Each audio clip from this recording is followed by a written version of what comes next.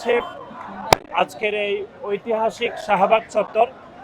এটি বাংলাদেশের গত 17 বছরের রাজনীতিতে বাক বদলের একটি গুরুত্বপূর্ণ একটি স্থান বলে আমরা মনে করি। এখানে যেরকম ফ্যাসিবাদের উত্থান আমরা দেখেছি, একই সাথে ফ্যাসিবাদের পতনের অনুষঙ্গ কিন্তু এই শাহবাগ চত্বর থেকে উচ্চারিত হয়েছে। সুতরাং আজকের এই ঐতিহাসিক শাহবাগ চত্বরে বাংলাদেশ জাতীয়তাবাদী ছাত্র দলের ঐতিহাসিক ছাত্র সমাবেশ অনুষ্ঠিত হবে।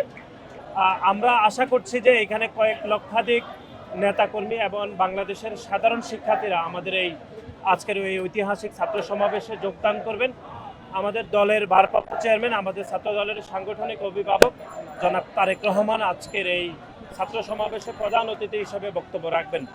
দেখুন, গণ অভ্যুত্থান পরবর্তী সময়ে বাংলাদেশ জাতীয়তাবাদী ছাত্রদল একটি ইতিবাচক রাজনীতির মাইলফলক তৈরি করেছে। আপনারা দেখেছেন আমাদের এই প্রোগ্রামটি কিন্তু আমরা শহীদ মিনারে করার পূর্ণ প্রস্তুতি গ্রহণ করেছিলাম।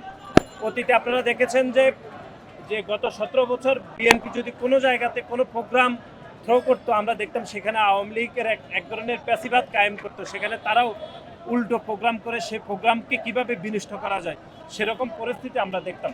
কিন্তু গণ অভ্যুত্থানের পরে বাংলাদেশ জাতীয়তাবাদী ছাত্রদল যে একটা ইতিবাচক রাজনীতি প্রচলন করেছে, সেখানে দেখুন আমাদের সকল প্রস্তুতি, সকল অনুমতিপত্র থাকার পরেও একটি নতুন যে রাজনৈতিক দল গঠিত হয়েছে, যদিও তারা এখনো রাজনৈতিক নিবন্ধন পায়নি, তারপরেও আমরা তাদেরকে জায়গা ছেড়ে দিয়ে আমরা এই শাহবাগে আমাদের এই প্রোগ্রামটি করছি। এটি এই জন্যই বলছি যে একটা রাজনীতিতে একটি গুণগত পরিবর্তন হয়েছে, সেখানে বাংলাদেশ জাতীয়তাবাদী ছাত্রদল সবার শীর্ষে রয়েছে গুণগত জায়গা থেকে। আর আপনি যেটি বলেছেন সেটি হচ্ছে, যখন 5ই আগস্ট পরবর্তী সময়ে বাংলাদেশ জাতীয়তাবাদী ছাত্রদল সবসময় বিশ্বাস করে যে আমরা যে প্যাসিবাদের বিপক্ষে শক্ত অবস্থান গ্রহণ করেছি, সেই প্যাসিবাদের বিপক্ষে আন্দোলনে আমরা সকলের সাথে কাঁধে কাঁধ মিলিয়ে আমরা আন্দোলন সংগ্রাম করেছি।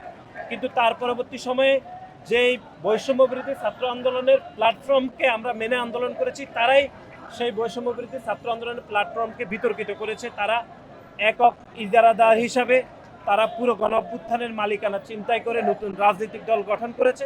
সুতরাং তারাই বলতে পারবে যে কেন এটি বিভাজিত রাজনীতি চলছে। কিন্তু আমাদের জায়গা থেকে আমরা কোনো বিভাজিত রাজনীতি করছি না, বরং ঐক্যবদ্ধ এবং একটা ইতিবাচক রাজনীতির জন্য আমাদের সদা সকল প্রস্তুতি রয়েছে।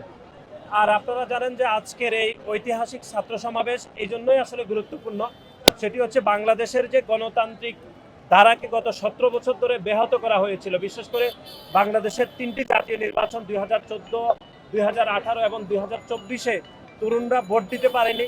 তরুণরা তাদের নিজের জীবনের বিনিময়ে খুনি হাসিনাকে বিতাড়িত করেছে। সেই তরুণদের এক ধরনের ঐক্যবদ্ধ এবং তরুণদের অংশগ্রহণের মাধ্যমে আজকের এই সমাবেশকে আমরা সফল করব, যেখানে বাংলাদেশের ছাত্র সমাজের একটি বৃহৎ অংশ এই সমাবেশে যোগদান করবে বলে আমরা মনে করি।